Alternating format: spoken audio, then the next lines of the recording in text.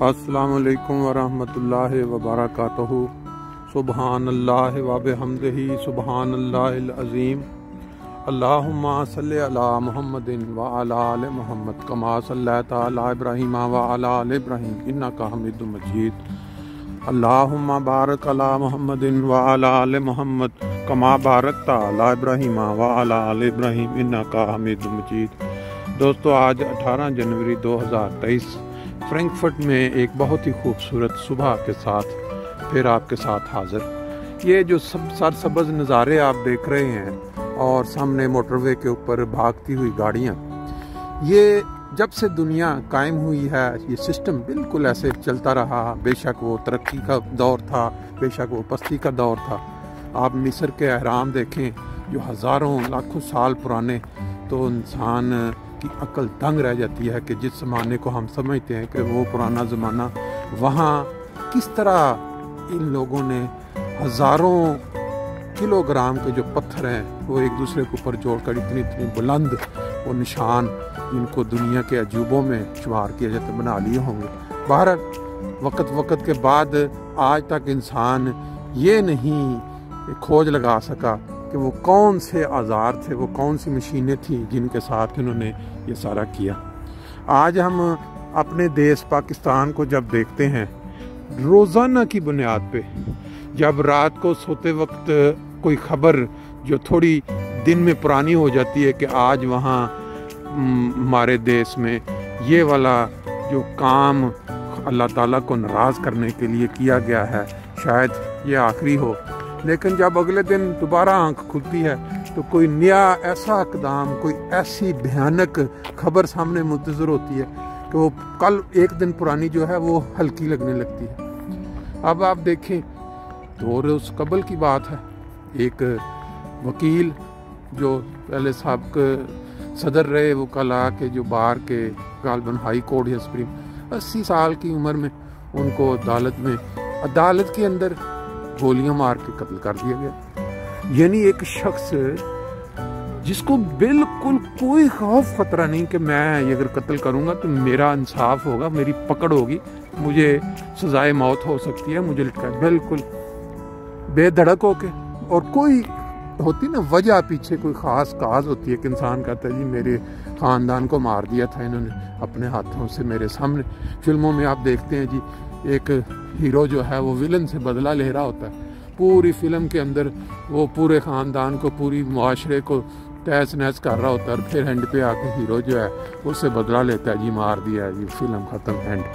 लेकिन इस मुल्क में तो वो हकीकत चल रही है कि इसमें कोई जुल्म ज़्यादती भी नज़र नहीं आ रही होती कि किसी शख्स को आप मार रहे हैं तो उसने सिर्फ एक चीज़ उनके सामने, मुआशरे की रगों में खून के कतरे कतरे में जालिमों ने वो मजहबी मुनाफरत का उनसर भर दिया है। कोई शख्स पाकिस्तान के अंदर आपको अब नजर नहीं आता कि जो ये बात करे कि ये जो मजहबी मुनाफरत की बुनियाद पे कत्ल गारत हो रहा है, लोगों के हकूक सलब हो रहे हैं, उनकी जॉबें उनसे छीनी जा रही हैं, उनके कारोबार छीने जा रहे हैं, उनको वहाँ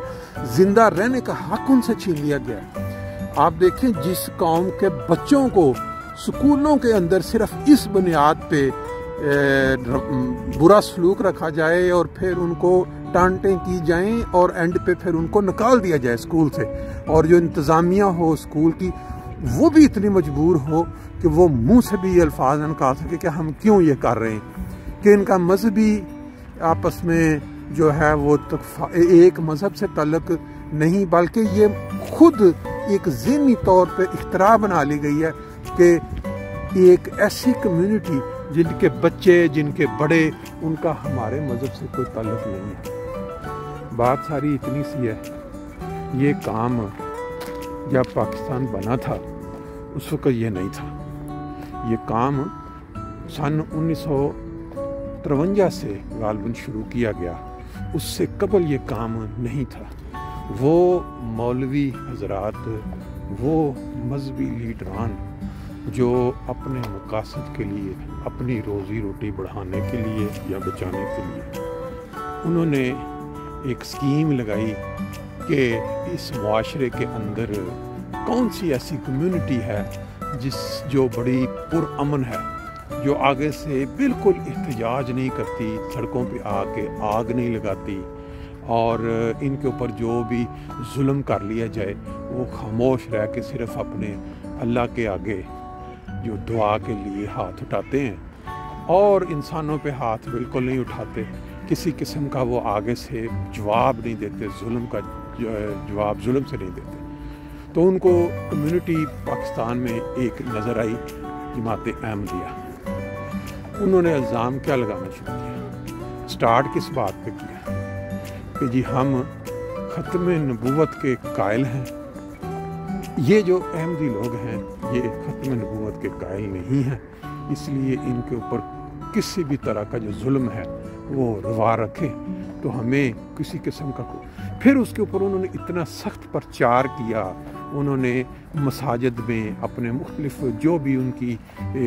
تنظیمیں تھیں اس کے ذریعے انہوں نے باقاعدہ حکومت کی سرپرستی میں، اس طرح کہ جو حکومت میں اس وقت تھے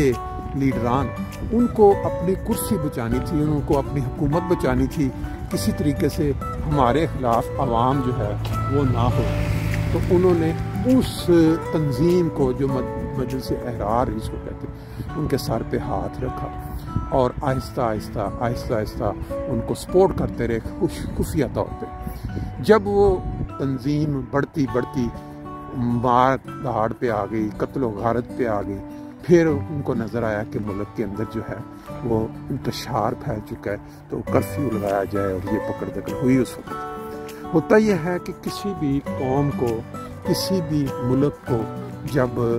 اس طرح انتشار میں ڈال دیا جائے تو پھر ان کو اوپر وہ جو رہنما، جو لیڈران ہوتے ہیں، جب وہ پکڑ دکڑ کرتے ہیں یا ان کے اوپر ظلم کا جواب ظلم سے دے تو دنیا آنکھیں بند کر لیتی ہے۔ وجہ یہ ہوتی ہے کہ ان کو پتہ ہے کہ یہ اس ملک میں انتشار ہے، لوگ ایک دوسرے کو مار رہے ہیں، اس لیے ہم خاموش رہتے ہیں، اس کی نہیں ہم کرتے جیسے وہ کسی ظلم کے اوپر لوگ احتجاج کرتے ہیں یا بولتے ہیں۔ اس وقت سے یہ سلسلہ شروع ہوتا رہا، اور جو لیڈران تھے، جو بھی پاکستان کو چلانے والے انتظامیہ، انہوں کو یہ پتہ چل گیا کہ آج ہم نے ان لوگوں، ان مولویوں کی جو پشت پناہی خفیہ طور پہ کی ہے، یہ والا تو بہت ہی آسان طریقہ ہے حکمرانی کو چلانا۔ اس وقت سے یہ کام چلتے چلتے آرمی لیڈران جنہوں نے کرفیو لگائے، جنہوں نے مارشل لا لگائے پاکستان میں، اور انہوں نے حکومت کا جو عوامی حکومت ہوتی ہے، جو عوام کی ووٹ سے منتخب ہو کے آتی ہے، اس کو انہوں نے اپنے نرغے میں جکڑ لیا۔ بظاہر حکومتیں بدلتی رہیں، لیڈر بدلتے رہے، لیکن جو پیچھے مین طاقت کی سٹریم تھی وہ آرمی کے ہاتھ میں ایک کے بعد ایک جو کنورٹ ہوتی رہی۔ پھر 74 کے وقت میں پھر وہ بظاہر عوامی حکومت تھی، بظاہر وہ بھٹو کا دور تھا اور اس کو بڑی عوامی پذیرائی ہوئی، لیکن جب اس کو اپنی کرسی ڈانوا ڈول نظر آئی، اس نے پھر وہی سہارا لیا کہ یہ ایک کمیونٹی ہے، اور یہ وہ کمیونٹی ہے جس نے بھٹو کو بنانے میں بھی بہت مین کردار ادا کیا۔ وہ لوگ جن کے اوپر کوئی کیا کہتے ہیں، کوئی شفقت کی جائے، جن کے اوپر کوئی مدد کا ہاتھ رکھا جائے، وہی لوگ بعد میں اس شفقت کرنے والے شخص کی وہ کرتے ہیں حالت جو پاکستان میں آپ نے دیکھی۔ یہ بھٹو جو پہلے کچھ بھی نہیں تھا، اس کی جو پاکستان کے اندر تحریک، جب اس کی پیپلز پارٹی کی اس کے لیے جو نعرہ بنا، یا اس کے لیے جو عوام تک رسائی، اس میں بہت زیادہ کردار تھا ایک منظم جماعت جو کمیونٹی جماعت احمدیہ کہ انہوں نے اس کی مدد، اور جب وہ بن گیا، پھر جب بننے کے بعد اس کو نظر آیا کہ میری جو کرسی ہے وہ ڈانوا ڈول، تو پھر اس نے ان مولویوں، انہی عناصر کو جو 53 سے پھوٹ چکے تھے پاکستان کے اندر، ان کی شے پہ ان کی مدد کرنے کے لیے، پھر اس نے اسی کمیونٹی کو وہ ایک کرپٹ اور زانی اور پتہ نہیں کیا کیا جو ضیاء الحق نے وائٹ پیپر چھاپا، اس کے مطابق ان کو غیر مسلم قرار دلوایا۔ اس دن سے پاکستان کا ڈاؤن فال شروع ہو گیا۔ ہر اگلے سال جو ہر اگلا دن چڑھتا رہا، پاکستان کے حالات دن بدن خراب ہوتے چلے گئے۔ 60s کا دور دیکھیں آپ، جس میں پاکستان کی حکومت سے یہ یورپین ملک قرضہ لیتے تھے، اور پاکستان کی جو ترقی جو چیزیں بن رہی تھی وہ کمال کی تھی، لیکن بدقسمتی سے 74 کے بعد جو ڈاؤن فال شروع ہوا، اس کے اندر یہ جو آرمی ہے، جو حکومت کی سرحدوں کی حفاظت ملک کرنے والی، ان کا بجٹ کے اندر 70% یا پتہ نہیں کتنے جو بتاتے ہیں، وہ جو بجٹ ہے وہ پورے لے جاتے ہیں، اور باقی پہ کہتے ہیں کہ یہ جو عوامی لیڈر ہیں ان کا حصہ ہے۔ پھر وہ جو سورسز کبھی نکلتے، وہ ان میں سے یہ عوامی لیڈران نے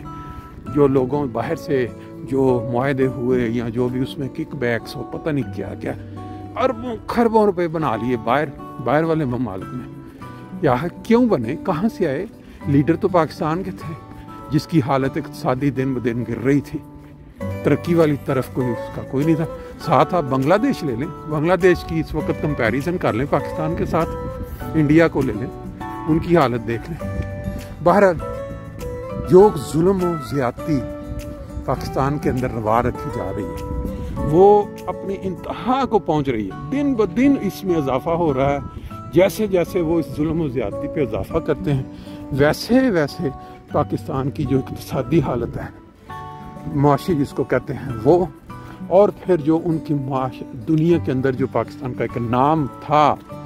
وہ اس کے اندر اتنی گراوٹ آتی جا رہی ہے، اتنی گراوٹ۔ آپ دیکھیں ظلم